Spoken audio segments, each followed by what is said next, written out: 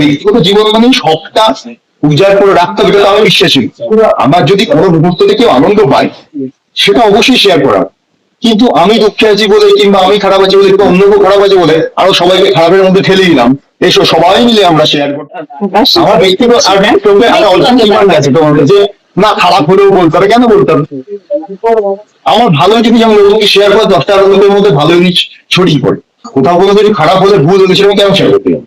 একদম একদম সেটা ব্যক্তিগত জীবন একটা পার্ট, ব্যক্তিগত জীবন মানে সবটা উজাড় করে রাখতে হবে, এটা তো আমি বিশ্বাসী।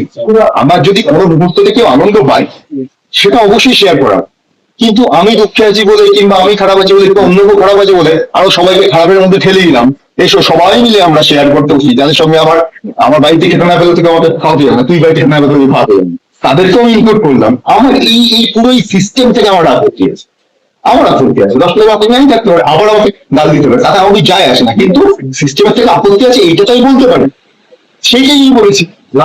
দেখে দিই কিন্তু এই গার্লফ্রেন্ড কথা এই একটা আর একটা আমি রিল বানাবো, আমার জিজ্ঞেস করে যে বিভিন্ন মিডিয়া আমার থেকেও তারা অনেক বেশি আগ্রহী কমেন্ট।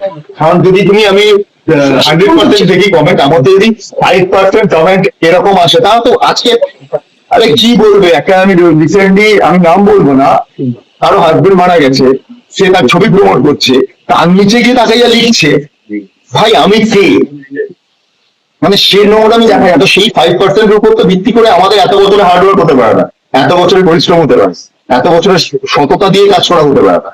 তাহলে মানুষ তো দাদা নয় এত বছর রেখে দিয়েছে, মানুষ দেখেছে বলেই লোকজনের ডিমান্ড তৈরি হয়েছে, তারপরেই আমাদেরকে তারা কাজে নিয়েছে। এরকম তো না, প্রচুর লোককে দেখেছি, আমি যারা ছিল তাদেরকে আমি দেখতেও পাই। Between 17 years I've been working, a lot of hard work is involved in it.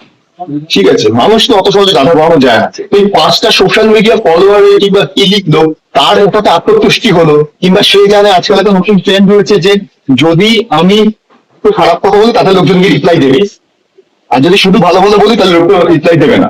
তার মানসিকতার উপর ডিপেন্ড করে, তার উপর যদি ভিত্তি করে কোনো খবর হয় সেটা তো আমার মনে হয় তাহলে বাকি যে যারা যারা ধর ঠিকঠাক কাজ করছে, তাদের লোকজন যারা ইন্টারভিউ করছে কিংবা কথা বলছে, আর যদি তাদেরকেও গুরুত্ব দেয় তাহলে ওই জিনিসটা আমাদের গুরুত্ব দেওয়া উচিত। যদি গুরুত্ব দেয় তার বুঝতে হবে সমস্যা আছে, যে এই গুরুত্বটা দিলে ভাই এটা গুরুত্ব দিল না, তাহলে এইটা বিচার কর।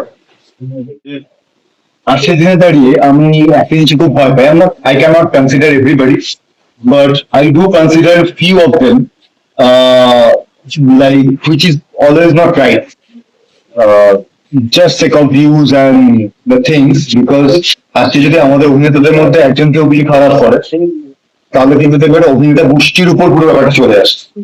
I think it's you guys duty as well to protect something, যেটা এই যে একটা পুরো একটা খবর ধরো কোনো কিছু লেখা হয়, তারপর নিচে লেখা থেকে কোনো প্রমাণ নেই, আমরা শুনেছি, বাট দ্য প্রবলেম ইজ যে যদি পৃথিবীর কোনো কোনায় দাঁড়িয়ে একটা মানুষও লাস্টের লাইনটা না পড়ে, তাকে মিসগাইড করার অধিকার কি সত্যি আমাদের জীবন দর্শন আমাদেরকে দেয়, নাকি সেটা উচিত?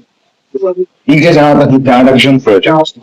Just sake of you views and like, I cannot defend anybody's all-around respect from the 15-17 years. So initially there are always 4 stages. Initially we'll feel that what the guy does is happening. Second, we'll react in a bad or in a different way. The third phase,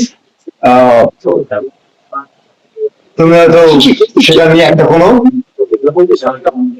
mood off করলে বা মনে হলো না people should know what is right and wrong, and the last phase is love, so you are done with it.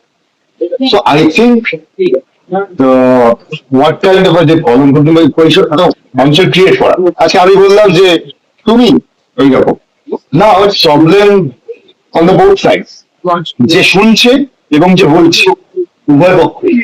I think we should be responsible more towards the society.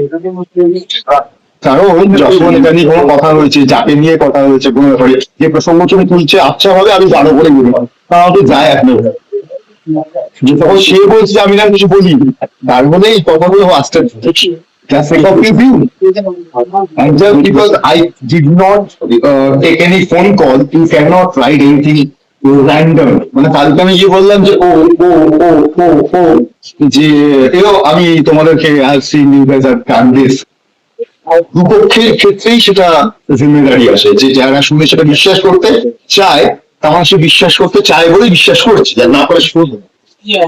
আর যারা সেটা লিখছে, উভয় পক্ষের ক্ষেত্রে দায়বদ্ধ। কেন আমি মিডিয়ার কথা বললাম, যদি আজকে একজন যে পুরো ফেটালিটির উপরই আসবে, সে তুমি বড় কিংবা না আসবে তো অবশ্যই, ঠিক আছে। আই থিঙ্ক এটা নিজেদের মধ্যে থেকেও তোমাদের ওয়াশ আউট করা উচিত, যে এইরকম কোনো কিছুকে তোমরাই অলরেডি আগে থেকে বাড়ানো করবে। কারণ আমাদের অভিনেতাদের মধ্যে যখন হয় তখন আমরা দেখি সেম হয়। ডাক্তারদের মধ্যে হলে আজকে কিছু ডাক্তারকে খারাপ বলছে, পৃথিবীর সব ডাক্তার খারাপ আমরা বলতে পারি? একটা ইঞ্জিনিয়ার যদি বাড়ি ধসে ফেলেছে মানে সব বলতে পারি? নয়তো। কিন্তু আমাদের এই সহজাত অভ্যেস বিশ্বাস করে নেওয়ার, এবং সেটাই যে কোথাও কিংবা কিছু কিছু লোক বিশ্বাস করানোর মধ্যে নিজের ওই কিছু লুকিয়ে রাখার প্রবণতা আছে। জন্মবাবুকে বিশ্বাস করলে আমার হয়তো লুকিয়ে রাখা যায়, এটা একটা আত্মতুষ্টি আছে না। ঠিক আছে, ঠিক আছে। এই যে এই মজাটা আমাদের জীবন দর্শনের ক্ষেত্রে ভবিষ্যতে খুব সমস্যা। সেই জন্য লাস্ট পেজে আমি দাঁড়িয়ে থাকি, শেষ করিয়েছে আসলে তোমার কথা, যে এখানে হাসি চাই, এটা হাসি পাবো।